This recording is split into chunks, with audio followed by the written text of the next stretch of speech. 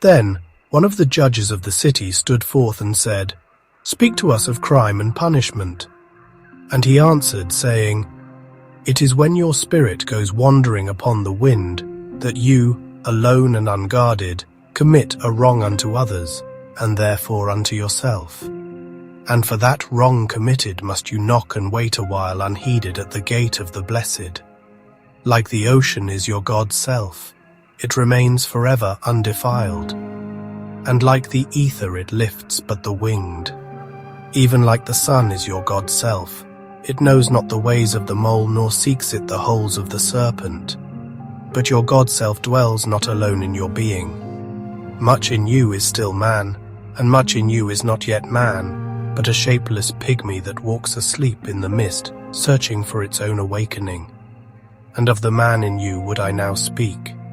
For it is he and not your God's self, nor the pygmy in the mist, that knows crime and the punishment of crime.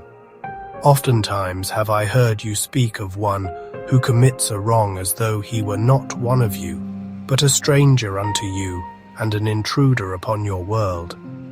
But I say that even as the holy and the righteous cannot rise beyond the highest, which is in each one of you, so the wicked and the weak cannot fall lower than the lowest, which is in you also.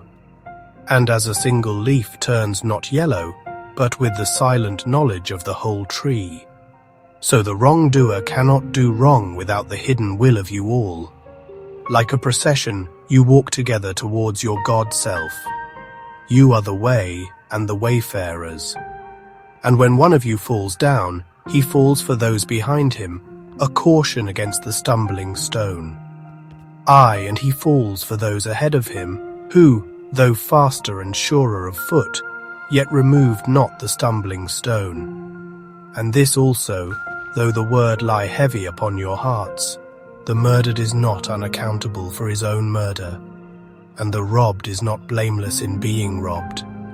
The righteous is not innocent of the deeds of the wicked, and the white-handed is not clean in the doings of the felon. Yea, the guilty is oftentimes the victim of the injured, and still more often the condemned is the burden-bearer for the guiltless and unblamed. You cannot separate the just from the unjust and the good from the wicked, for they stand together before the face of the sun, even as the black thread and the white are woven together. And when the black thread breaks, the weaver shall look into the whole cloth, and he shall examine the loom also. If any of you would bring to judgment the unfaithful wife, let him also weigh the heart of her husband in scales, and measure his soul with measurements. And let him who would lash the offender look unto the spirit of the offended. And if any of you would punish in the name of righteousness, and lay the axe unto the evil tree, let him see to its roots. And verily he will find the roots of the good and the bad, the fruitful and the fruitless, all entwined together in the silent heart of the earth. And you judges who would be just, what judgment pronounce you upon him, who though honest in the flesh, yet is a thief in spirit? What penalty lay you upon him, who slays in the flesh, yet is himself slain in the spirit? And how prosecute you him, who in action is a deceiver and an oppressor, yet who also is aggrieved and outraged?